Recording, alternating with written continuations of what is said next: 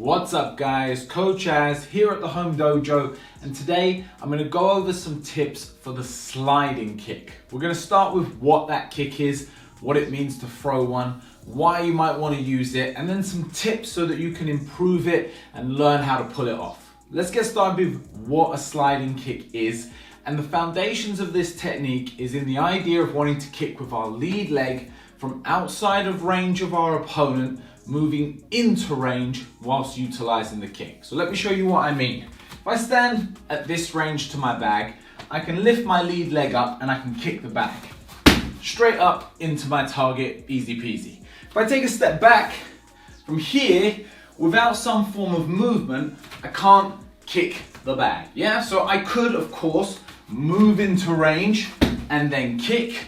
You might have also seen people stepping up into range, so using the back foot to step up into range and then kick. The only issue with these two options, it's not that they're not viable, but the reason why you might not want to use them is the movement comes before the attack begins to initiate. So what I mean by that, let's take that one where we just move our feet first. The movement which brings me into range to kick happens first. The issue being is, if my opponent wanted to counter me, there's a good opportunity for them to do so. Same thing with that stepping kick. That step motion happens before the kick even begins to initiate. So I'm vulnerable to counter attacks off of that. However, with the sliding kick, the idea is that I lift the chamber up first. So at least I've raised my sword before I step into range for combat. So in this option, I'm going to be lifting my chamber and then projecting myself off of my back foot to effectively slide into range and kick. From here, I lift, slide, and kick. Again, like I said, the idea is that I'm starting to initiate the kick from the beginning, from outside of range. So what that means for my opponent is they've got something to deal with right off the bat. Rather than just dealing with my movement and me coming into space, the leg is already coming up. Now, if I've got a variety of kicks, this also means that I can change my mind last minute in terms of where I implement it. So here comes to the next part, which is what kicks would you use this kind of movement for? Let's just go through the basics. You could try it with a front kick or a teep. The only issue with that is going to come down to the technique. I'm going to talk that later in terms of foot position. But we could lift that chamber up, and you see this a lot in Muay Thai, lifting the leg and driving in, pushing in. With the foot facing forward, as in the standing foot, this ends up being a bit more of a hopping motion. So if you watch this back foot, as I lift this chamber, I have to hop forward into or skip into range to be able to hit.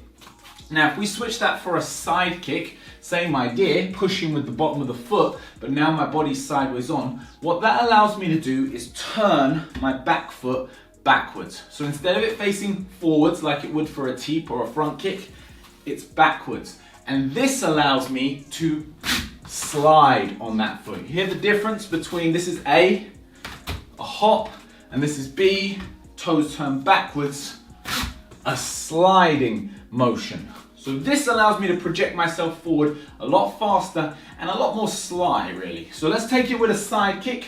As I lift that chamber, then I push off that back leg into my bag and strike, okay?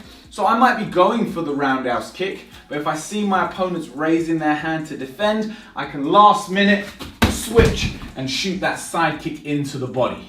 Also, I can get them used to that side kick, start showing it to them, yeah, moving around, landing that kick over and over, and then I can use that movement to set up the head kick. So I get them believing that that side kick's coming to the body, and then suddenly, boom, I switch it up and I shoot that kick up to the head. So let's go through some tips on how we might want to use this, guys. The biggest thing to remember is chamber first. The first thing you need to do is lift that lead leg. If you don't lift it first, it's almost guaranteed you're going to end up stepping up to the kick. Not that there's anything wrong with that stepping motion, but it's not what we're going for in this example. We're working on that slide.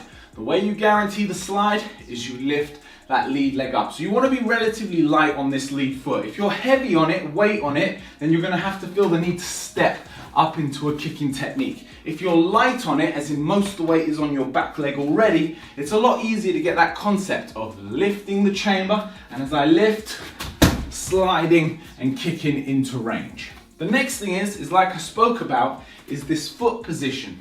Our guard will tend to mean that our feet are facing forward, whether that be dead at our opponent or off to a slight angle, or even for some of us out to the side.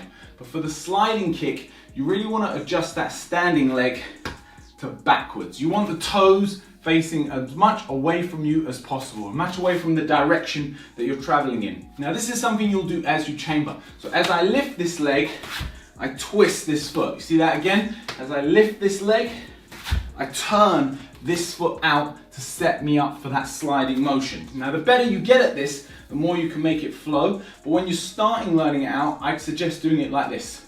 Chamber, slide, kick. 3 stages. Chamber, slide, kick. Once you've got that, it's about trying to make that flow into one smooth motion. So there it then becomes chamber, slide and kick. All in one smooth motion up to the target.